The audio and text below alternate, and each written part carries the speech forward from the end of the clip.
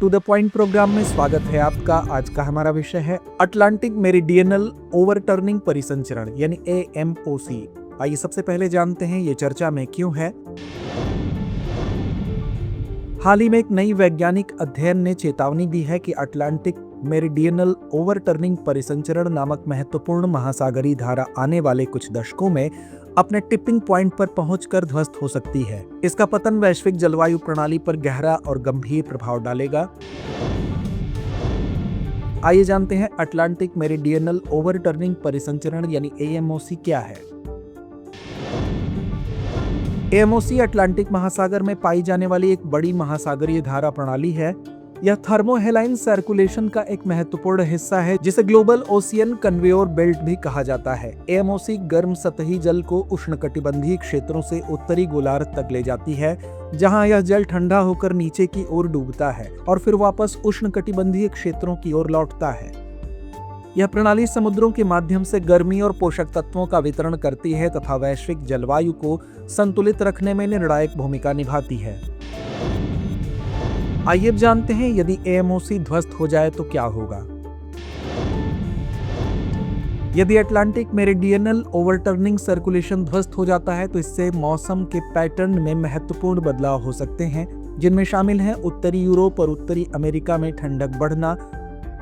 AMOC का एक हिस्सा गल्फ स्ट्रीम है जो इन क्षेत्रों का मौसम संतुलित और अपेक्षाकृत गर्म बनाए रखता है। इसके ध्वस्त होने पर यहाँ का तापमान काफी कम हो सकता है। वर्षा पैटर्न में अव्यवस्था, यूरोप में वर्षा कम हो सकती है और अन्य क्षेत्रों में मानसून प्रणालियां प्रभावित होंगी। एल नीनो और ला नीनो पर असर, AMOC में बदलाव से इन वैश्विक मौसम प्रणालियों में गड़बड़ी होगी जिसका असर कृषि, जल उपलब्धता और मौसम पर पड़ेगा। समुद्र स्तर में वृद्धि, AMOC की कमजोरी विशेष रूप से अमेरिका के पूर्वी तट पर समुद्र स्तर में वृद्धि से जुड़ी हुई है। तूफानों में वृद्धि, चरम मौसमी घटनाएं और शक्तिशाली तूफान अधिक बार आ सकते हैं जिससे तटीय और आंतरिक दोनों क्षेत्रों पर खतरा बढ़ेगा।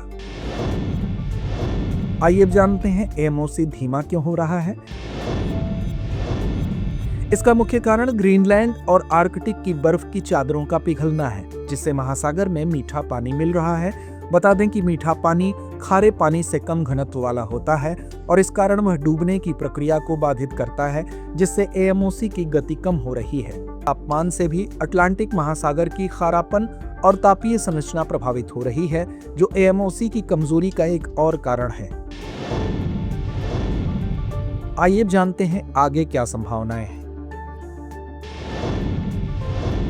हालांकि AMOC का पतन अगले कुछ दशकों तक न भी हो, लेकिन इसका टिपिंग पॉइंट तेजी से नजदीक आ रहा है। यह स्थिति जलवायु परिवर्तन को नियंत्रित करने और कार्बन उत्सर्जन घटाने की तात्कालिक आवश्यकता को दर्शाती है। यदि तुरंत कदम न उठाए गए तो इसका प्रभाव अपरिवर्तनीय होगा और पृथ्वी की जलवायु प्रणाली में स्थायी बदलाव आ सकते हैं। तो आइए अंत में नोट करते हैं आज का अभ्यास प्रश्न। अटलांटिक मेरिडियनल ओवरटर्निंग परिसंचरण के संदर्भ में निम्नलिखित कथनों पर विचार कीजिए। पहला, यह थर्मोहेलाइन परिसंचरण का हिस्सा है जिसे वैश्विक महासागरीय कन्वेयर बेल्ट कहा जाता है। दूसरा, यह मुख्यतः आर्कटिक से उष्णकटिबंधीय क्षेत्रों तक गर्म जल के प्रवाह को नियंत्रित करता है। उपर्युक्त में से कौन सा या से कथन सही है या है? विकल्प A केवल 1, विकल्प B केवल 2, विकल्प C 1 और 2 दोनों, या विकल्प D ना तो 1 ना ही 2। तो इस प्रश्न का जवाब कमेंट बॉक्स में देना ना भूलें। धन्यवाद।